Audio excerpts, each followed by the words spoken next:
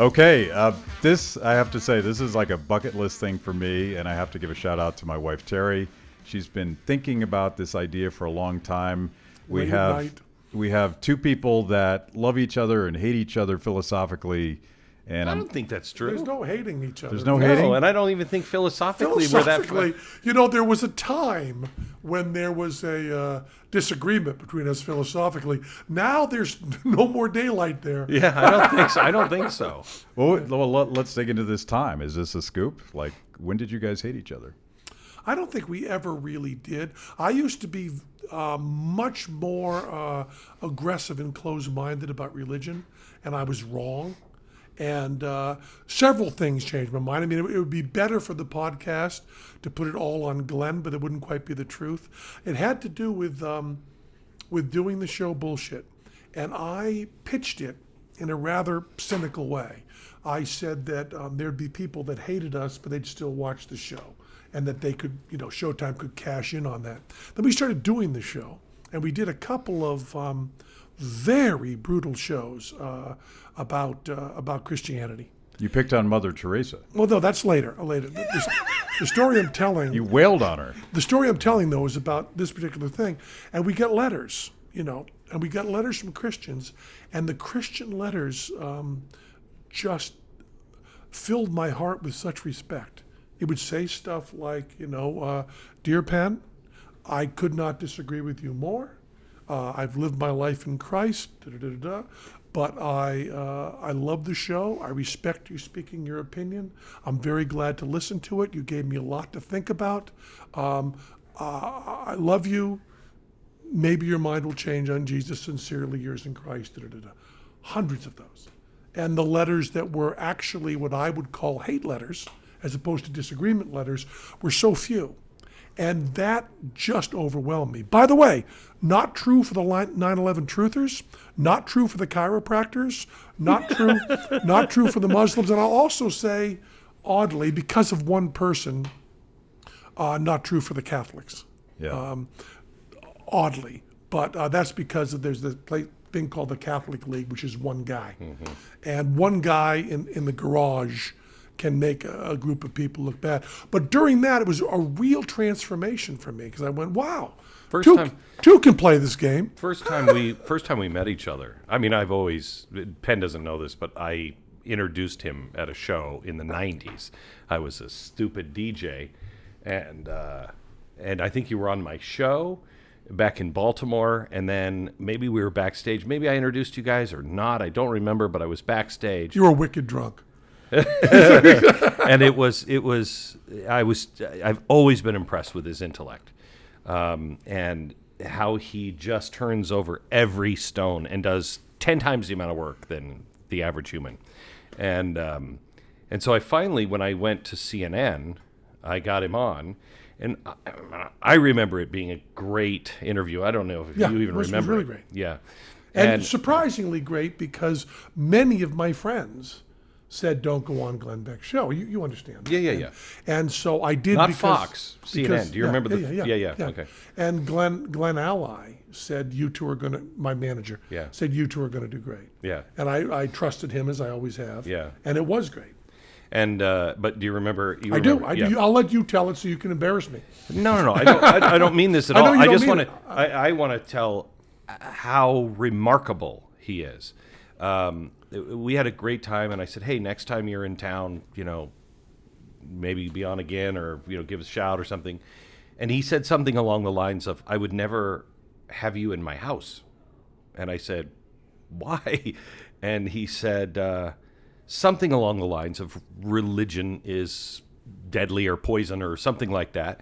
And I was just shocked. I was shocked. And I think I may have said it. I know I thought it. I think I said, I've thought a lot of things about you, but I never thought of you as a bigot. Mm-hmm. And he left. And I was trying to. I wanted, the whole time, especially high school, I was surrounded by drugs, alcohol, and religion. And I did, and to a certain extent still do, I say that with respect, clump those together. It was a way to not deal with a directness that I was interested in. And one of the reasons I didn't go to college, although I was offered certain financial help and scholarships and so on, was I would say to my guidance counselor, send me to a place where I don't have to have any drugs, any alcohol, and are not religious. And they said, there's just not a place like that. Right. There just isn't a college you can find like that. And I said, my house will be that place. Mm-hmm. And I had that in my mind as just this kind of aspirational thing with no idea that would hurt people. And this is going to be a comparison that at first blush may seem not flattering and is absolutely more flattering than anything I could say to you. And that is, I once, you know Christopher Hitchens. Mm-hmm. Christopher Hitchens was a heavy-duty drinker. Mm-hmm. Christopher Hitchens was drinking all the time. Mm-hmm. And Christopher Hitchens came over my house to see a movie. Mm-hmm. And he walked up on the porch, and he had a bottle of Jack Daniels in his hand. And I said, I've never had any liquor in this house. I've never had anybody have any liquor in the house. It's the one place where that's not going to be. And Hitchens stood there and held the bottle in his hand, and he said, well, I don't want to offend your religion. And I said, well, it's not really that. It's just there's always been this place that I didn't have to deal with. That's safe. And he stood there with the bottle in his hand, and he said, are you going to stop me from going into your house? And I said, and it's really important that you understand, I said this honestly, I said, I don't know. And he said, if I take another few steps, are you going to stand in my way going into your house? I said, I don't know. And we looked at each other for a really long time, and I had no idea what was going to happen. That's so rare. I didn't even have a branch or a tree. And he took the Jack Daniels, and he put it down on the porch and said, I'll pick that up on my way out. And gave me this huge hug. That's great. And we walked in together. And that was all part of all of this falling apart with me. I just had this idea that I was going to set up this one little corral around me. And although it seemed, and I don't think I can ever explain this enough to justify it, it seemed pure inside me, and I wasn't aware of how it seemed outside. But I think, because we talked about this before, one of the things that you told me afterwards was 9/11 screwed me up. Yeah. And I put all of you guys in the same basket. Mm-hmm. And that I understood. Yeah. And I will tell you, I think I wrote to you in between because I so respect you. I think, I mean, I need to say this. I did turn around on this fairly quickly. You did. Fairly quickly. You did. But it was an awful thing, and it's so weird to see something that's that appalling that you did, and having it feel right at the time, and then a whole different shift. He told me he hated himself the minute you were on the elevator. You were like, that was wrong. But sometimes, one of the things that happens... we're all in different places at different times. Also, one of the things that happens is, and as a, I guess I'm going to speak for you this way. I'm sure you'll correct me. But as a Mormon, you also have this. When you live outside the mainstream, you end up getting prickly. I have a right to this too, and sometimes it crosses over. Mm-hmm. the other way, when I was in school and afterwards, especially playing comedy clubs and doing this, just everybody pounding down the beers, everybody smoking dope, everybody talking about a higher power, all constantly, ever, and me kind of over in the corner, feeling left out of all that, and also feeling that I didn't want to be in it, but still feeling left out. I ended up. It's that mistake that I hate so much, where you're a junior in high school and you hate that they won't let you at the seniors table, and then you get to be a senior and you do the same thing. I don't ever want to do that. But I have a few times, and I don't feel good about it. We all do. We all do. This is precisely why I wanted you guys on the show, because I feel like your journey is a metaphor for what this country is going through tonight. So here's the key, though. I ask honest questions, and I want the real answer wherever it falls. That's the answer that I found, and that's what I believe is true. If you have better evidence, share it with me. I will change my position if that's what the truth is leading me to. He, I believe, is the same way. I'm not sure. There are a lot of people in 350 million, we'd be lucky if there were 20 million people. We also right now. have gotten to the point of view, and once again, I don't want to center this around Hitch, but Hitch wrote very eloquently about this. In some cases, changing your mind, you're more attacked for than being wrong. Oh, big time. And right now you are. A lot of times, and I will often. you let down your tribe. What's that? You let down your tribe. Yeah. But your tribe should be truth. Yeah. Your tribe shouldn't be. Well, as I said, tribe. 1 or 7 billion. Speak for yourself or you're everybody. And that whole idea of sides and battlefields and all of that make me more uncomfortable all the time.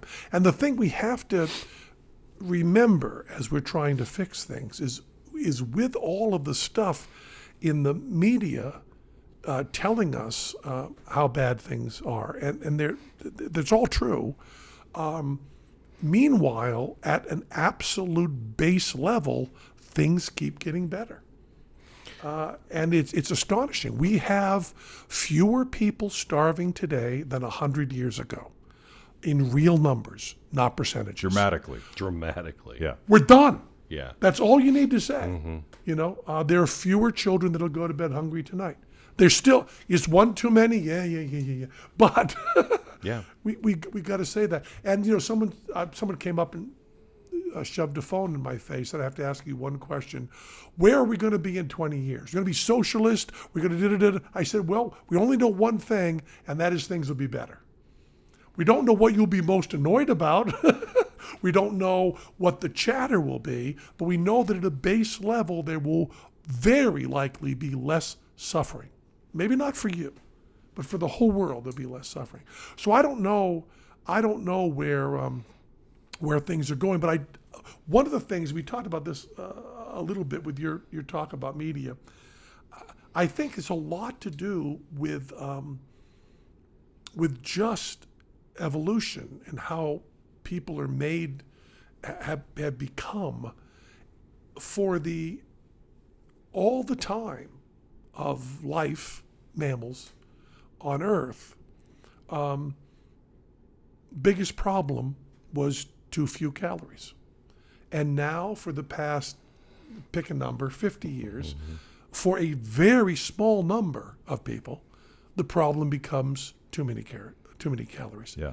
And simultaneously, we have, for all of human existence, the problem has been too little information. The amount of information that someone on the savannah would have gotten is much less than the amount of information the New York Times in one day. And now we have so much information that it's kind of like calories. Picking the healthy ones and how much you want and making real decisions on that is not something human beings can do overnight. Maybe not in a generation, maybe not in a couple generations. But there's always this feeling that when advertising first, you said this backstage beautifully, when advertising first hits, first TV ads and so on, they go to a different culture and do that. Everybody believes it, just yes. And then right now, you have a very high percentage of people who don't believe infomercials. They just go, that's just bullshit. Whatever they're advertising, they just go, nah, that doesn't really clean windows and put food in the drawers. And they don't bother calling in. And I think we're going to start seeing that on stuff like attacks on Twitter that are just instant, I read a book. I don't remember which one it was. It was a novel recently, and somebody developed a program where they could say the worst thing about this individual unlimited. I mean, it was viral and just tore this individual apart to shreds. And the theory was, because once you've said everything, the worst, call this person everything, none of it is believed. And that's one of the things that, we don't believe in anything anymore. We're starting not to trust anything. And unfortunately, because of, the way humans have evolved, we had to have tribes. We couldn't stand alone or you wouldn't survive. The weakest would be, excommunicated from the tribe and you're gone. So it's built into us to have these tribes, especially when we're afraid. But now we're demolishing the tribes, which is in a way a good thing, but we're not trusting each other. We can't have a conversation. If I disagree with you on one thing, I have to hate you. Yeah. Well, it's also we've talked about this so many times before, but the difference between evil and wrong is the idea that someone says something you don't agree with and therefore they are evil, as opposed to simply wrong.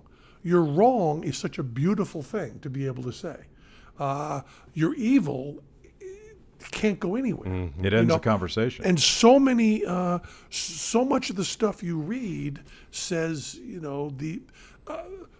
these evil Democrats are trying to bring us socialism. They're trying to destroy our country. They're not trying to do any of that. They're trying to help people the best way they can. And they're wrong. Simple. And when you say the Republicans are just trying to take away the health care, they don't care about poor people, that's not true either.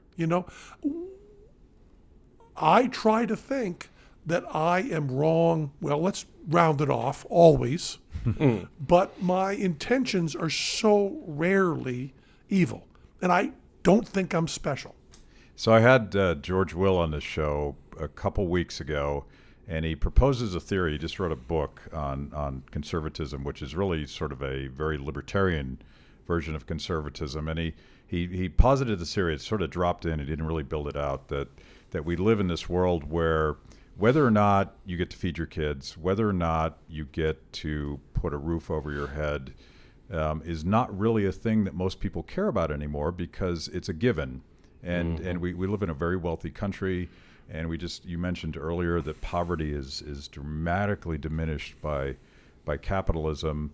But in this world where we don't worry about poverty, we worry about, he didn't say this, but we worry about stupid shit, like tribal differences, like all of these arguments we're having today. You look at Alexandria Ocasio-Cortez, and she You have time to say the name. it's very, I practiced. It's very hard to say, but you look at AOC and she says some ridiculous things, but she didn't grow up in a world where scarcity was an issue. She never worried about whether or not she would eat, where she would sleep. She didn't worry about whether or not she would go to college. That's one of the problems, isn't it? That there is no baseline. Yeah. There is no, wow, can I just say we are so lucky right now as human beings? We're the luckiest people on earth. All 350 million of us just in this country, let alone every place else. There's no better time to live as a human being than right now. We don't start conversations with that. Yeah. There's no baseline. It's just all of it is horrible. Also, they've done these studies, and boy, I don't want to believe this. I would love someone to disabuse me of this. But when you're talking about the real people who study happiness, they find out that happiness, in every metric they can use, has to do with comparing to the people around you, as opposed to actually where you are. So if you move into a richer neighborhood, you can actually be less happy with even more money. And I always am skeptical of people who, when studies are done fairly rigorously, and then say, well, that doesn't apply to me. I always go, no, they worked on this. You have to look at yourself. I try to say, David Copperfield has 20 times the money that I have, much more successful. And I can't feel the kind of envy and resentment and sadness from that. But then again, the people actually around me, I'm doing fairly well. And the deal I want to ask someone about, and I wish I could find someone that I felt would really do the soul searching on this. I'll use as an example. This is fairly unfair, but it's just a symbol that it may be easier to speak poetically. If I said to Elizabeth Warren, here's the deal I'm offering you right now. Everybody gets health care, every person. Everybody has enough money to live, living wage, everybody. Everybody can go to college, however you call it, free. You're going to get all that, absolutely all of that, it's done. But every billionaire in the country will increase their money by a factor of 10. They wouldn't do it. Want to take that deal? And they won't take it. I don't know. We don't know. I would like someone that really believed in all that stuff and talks about, because once I'm reading something and you talk about how people need something, you've got me completely on board. When you talk about inequality, I'm not that interested. I care about bringing people up. I don't care at all about what the distance is. And I think about that to myself, and I go, well, I'd make that deal instantly. I don't care how much people have. But the idea that some people have so much more than others doesn't bother me as much as the people that don't have enough. I actually asked one of my progressive friends on this show about the statistics from the World Bank, an official document of what's happening that show that world poverty is literally being eliminated by capitalism. Global capitalism is lifting people out of poverty. Kids aren't starving. People have things like electricity and all the things that we've... And of course, girls going to school. Yeah. Which is the most successful metric you can have for everything else. That's the only number you need, is how many girls are going to school, what percentage. By the way, worldwide it's around 90. Which it was not true 50 years ago. And his response, and this is why I would predict what Elizabeth Warren would say, is he said that's cold comfort to people obsessing about economic inequality. So there is this disconnect between those of us that think that if we could lift people out of poverty, and freedom is a way to do that, and freedom and not worrying about whether or not your kids get to eat, that this is at least one measure of happiness. Sure. There are certainly others, and it's a process, and you come down to that horrible proverb or story where the person says, I will do anything you want for you, but I will do double for your neighbor. Mm-hmm. And you say, blind me in one eye. I'm afraid that a lot of the cases, that's it. I mean, if you pick the person, you like the least, whether it's Bezos or whether it's Epstein or whether it's Trump. I know Trump is not wealthy, but it doesn't matter. And say... Well, he says he is. Well, yeah. I didn't say he was. And say, okay, we're going to give them all of this, And when our system is working properly, and by that I mean hedge funds and stuff like that kind of make this fall apart.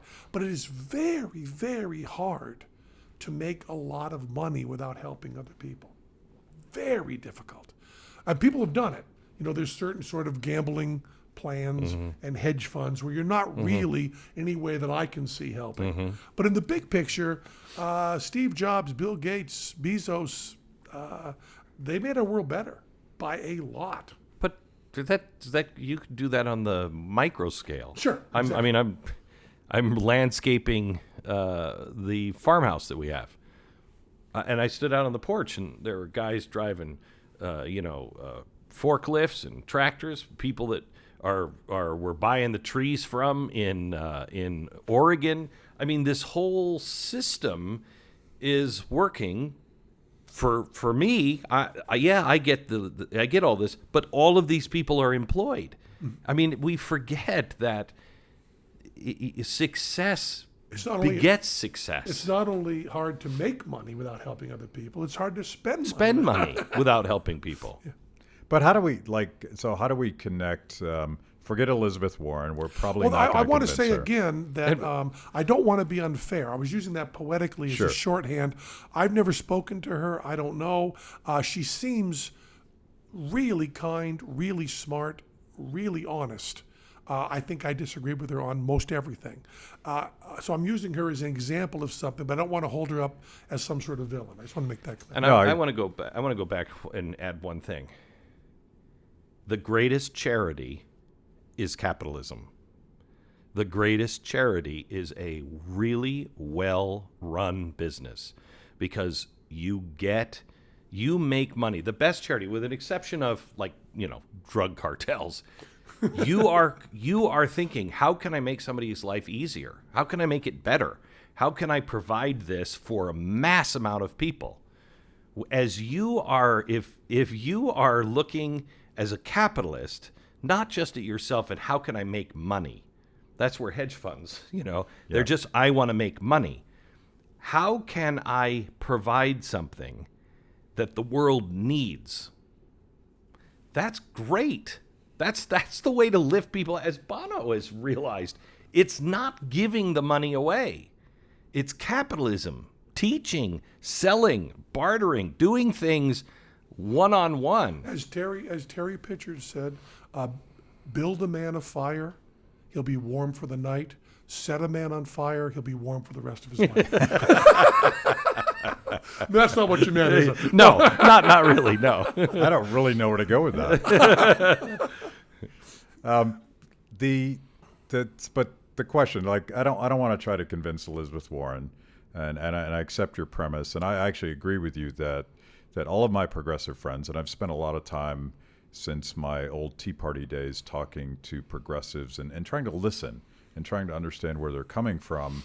And I don't expect to convince somebody that spent their entire career being progressive and building their resume and sort of working on that platform, that I'm suddenly going to convince them with these libertarian ideas I have.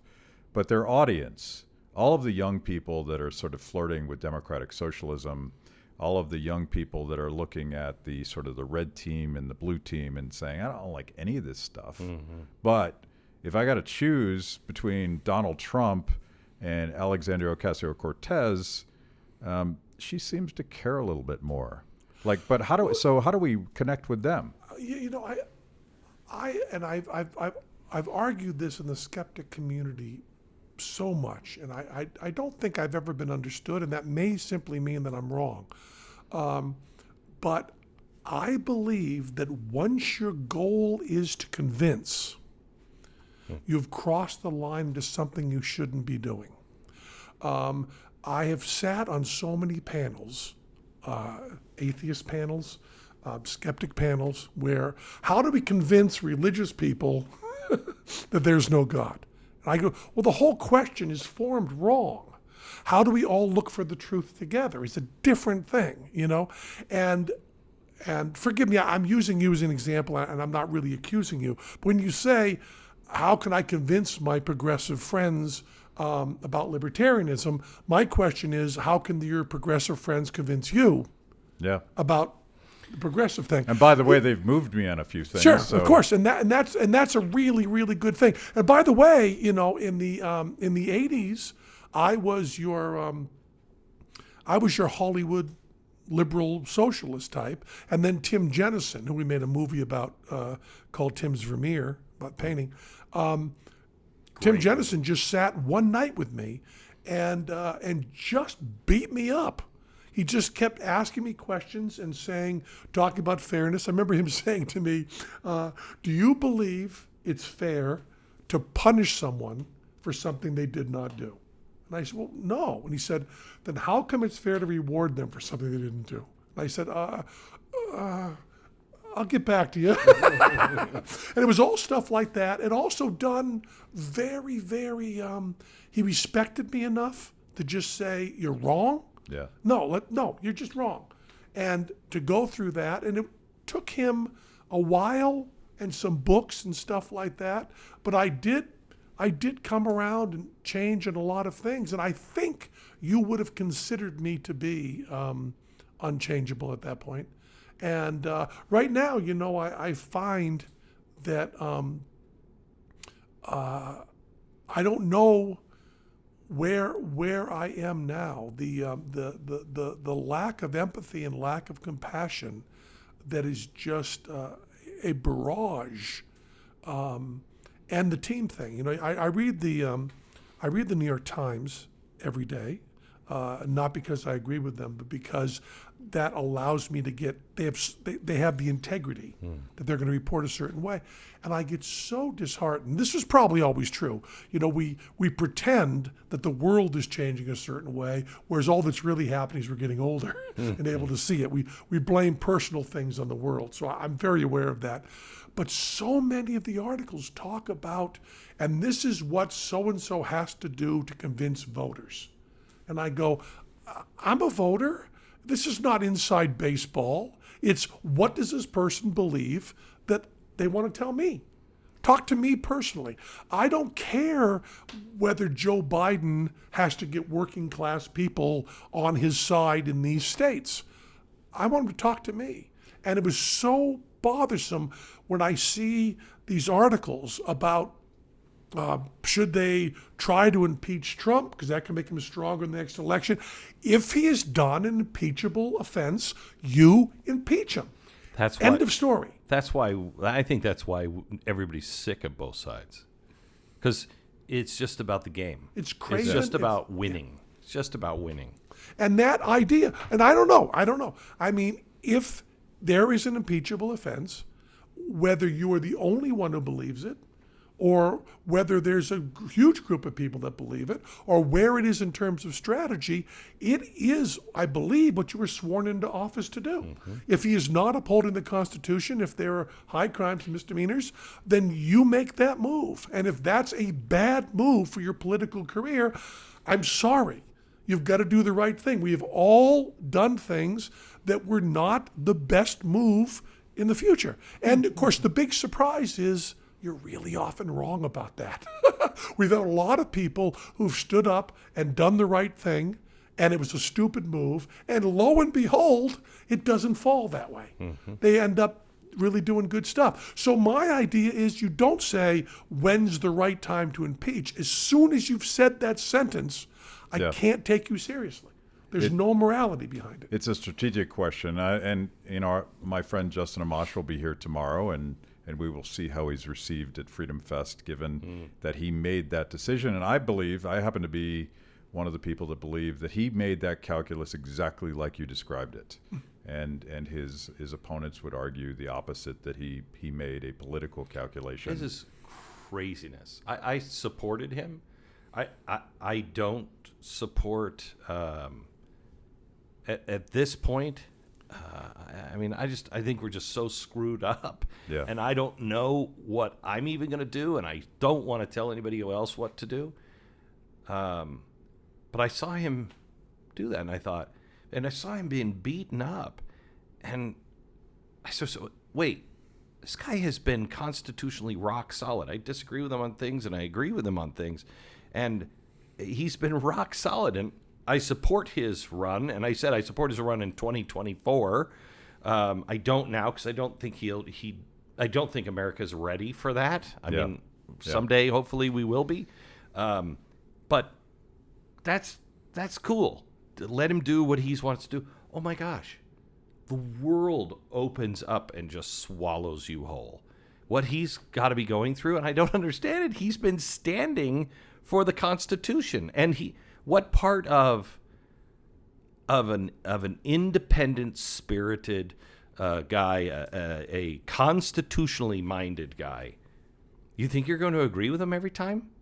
I just don't get it. And he literally doesn't seem to have a home anymore in tribal politics. And it's related back to what you're talking about, and convince is probably the wrong word, because it sounds cynical, and I will quote the great moral philosopher Jerry Garcia on this, who didn't want, I'm getting laughs from the side over here, Jerry didn't want to tell anyone what to do. He had a big community. You know this community very well. I'm trying to turn you on to Jerry Garcia. And I know the community. I really respect the community and what he built. I just hate the music. And he was. Well, I'm once again, Glenn and I are the same person. Okay. I'm not a deadhead. Yeah. To tell you how much of a deadhead I'm not, when Dylan played with the Dead, there's no bigger Dylan fan than me, and that was tough for me. It was tough for me to get through the music to hear Bob. Yeah. But I love the spirit of it. I love what he was doing. Okay, you're deeply offending me with your. And I your love people attack nearly on the naked Grateful spinning Dead. in circles.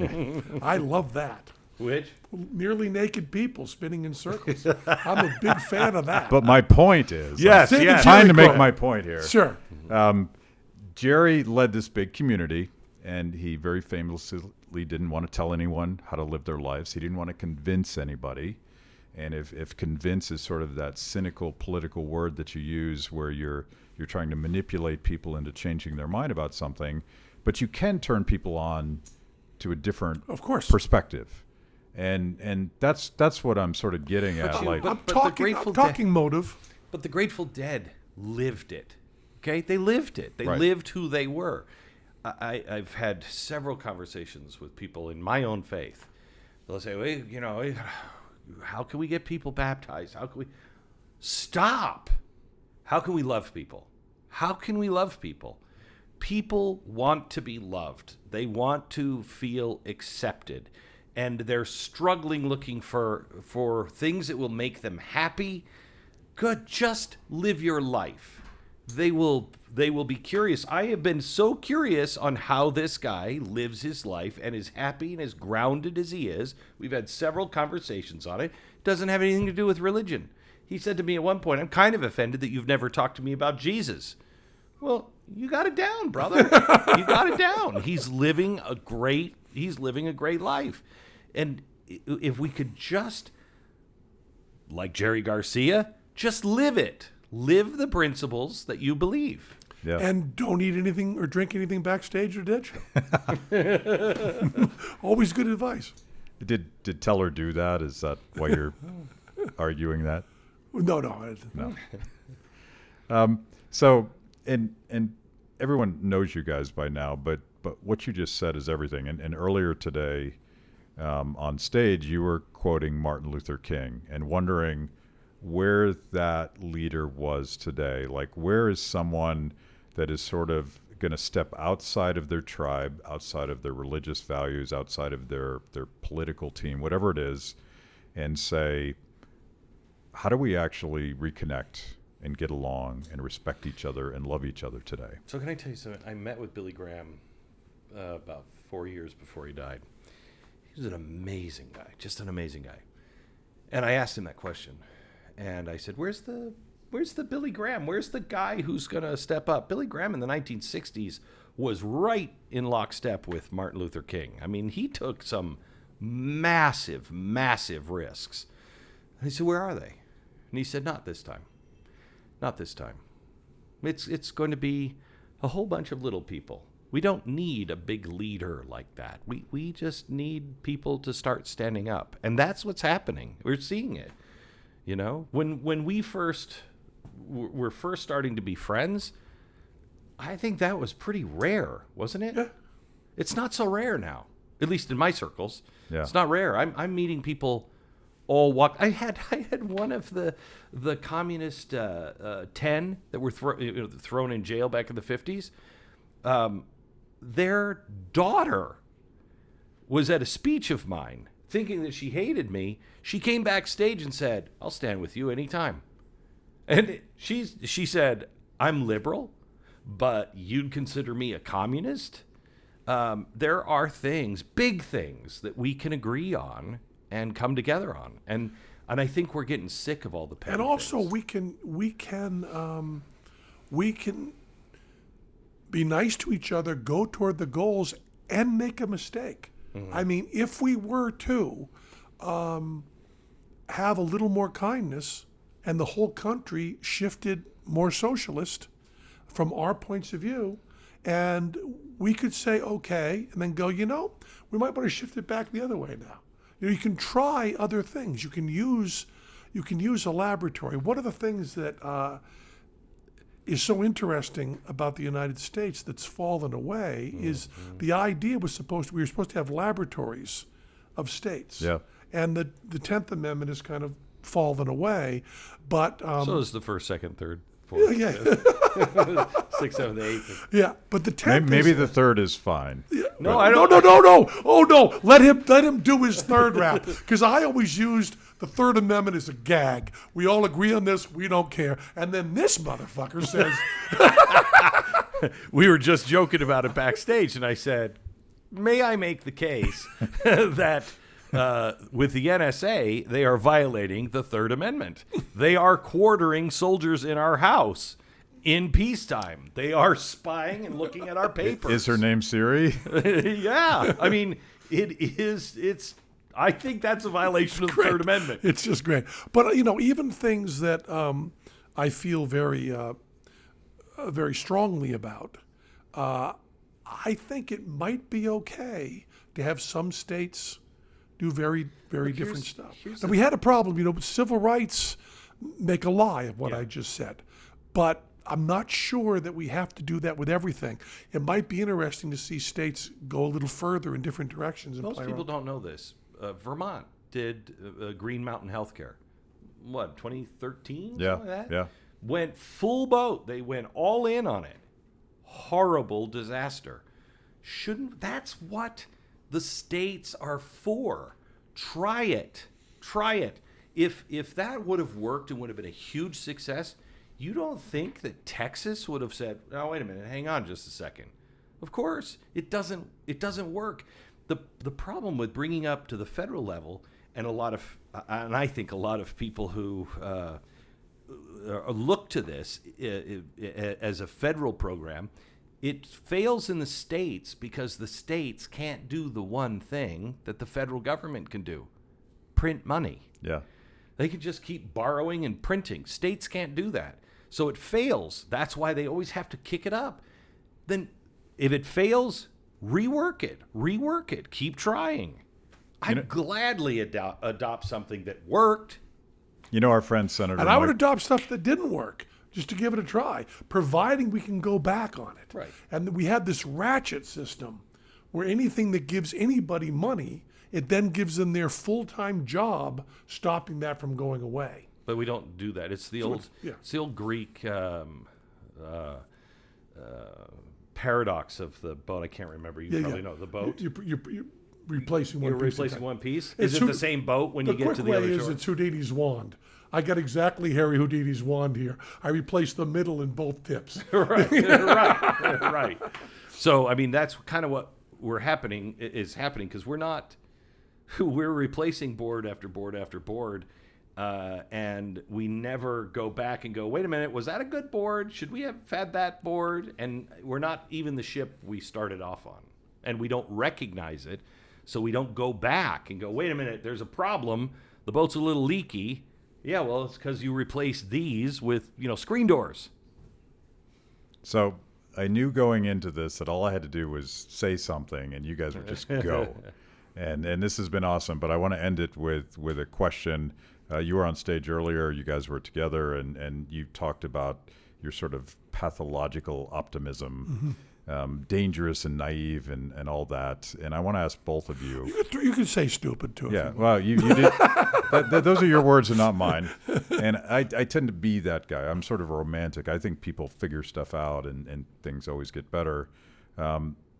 Optimist, pessimist, where are we going in this country? Because if you spend too much time on Twitter today, you think we're all going to die, and we're all Nazis, and everybody hates each other. The fact is that when you take away the hysteria, when you take away show business, when you take away politicians, people are doing really, really well. Mm-hmm. And the arguments that we have, like these weird sort of arguments about transgender rights and the weird arguments about this and that, when you come down to one-on-one, it's hard to keep those arguments going. We saw that with gay rights.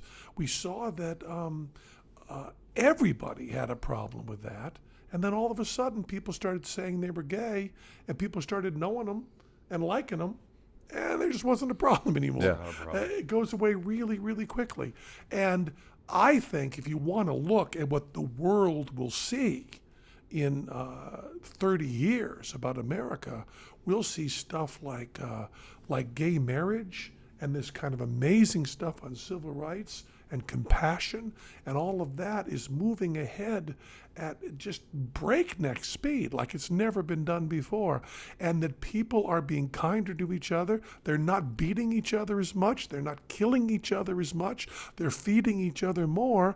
I mean, if you want to sit down and cry and be miserable what you read on Twitter, well, God bless you.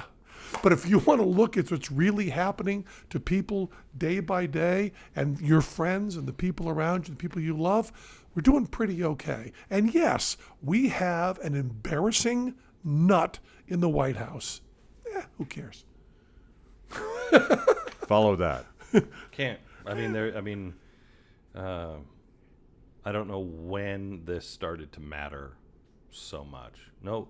The last president scared half the country to death. This president scares the other half to death. Nobody. The president shouldn't have so much power that he can scare either. Well, that's either also side of us. That's the greatest news ever. Trump being in power, I think, will stop people from wanting the president to have more power for at least 20 years.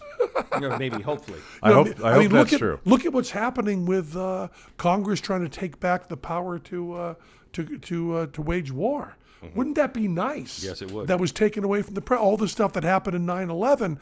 If we just made going to war more complicated with the president less power, maybe in 10 years we'll look back and go, that was a pretty good deal with Trump. I think we're back at the time of about 1968, 69. When did Revolution come out, Beatles? 68, 69? 1969. The scholar on this subject. Yeah, I know.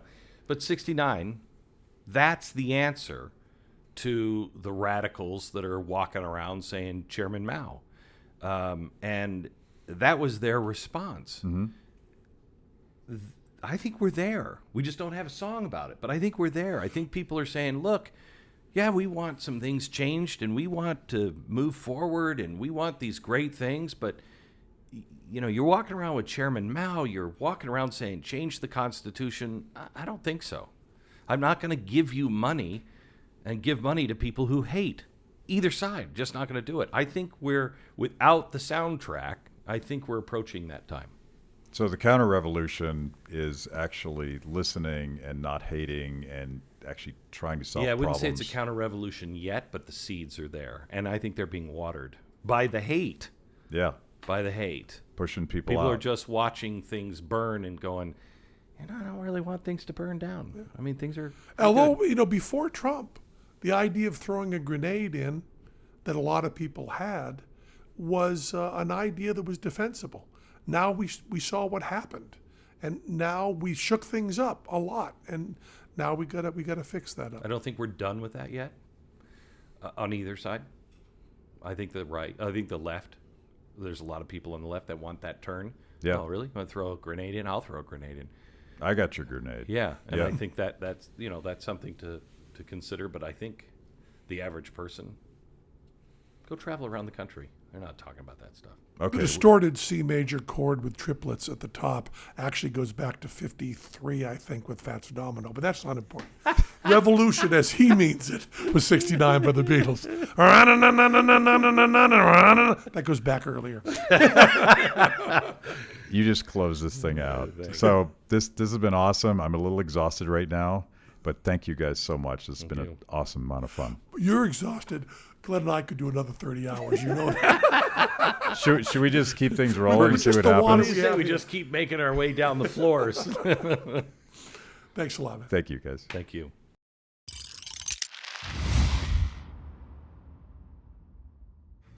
Thanks for watching Kibbe on Liberty. By now, you know this is the most important event of your week. So make sure you subscribe on YouTube. Click the little bell so you get notifications. Kibbe on Liberty, mostly honest conversations with mostly interesting people.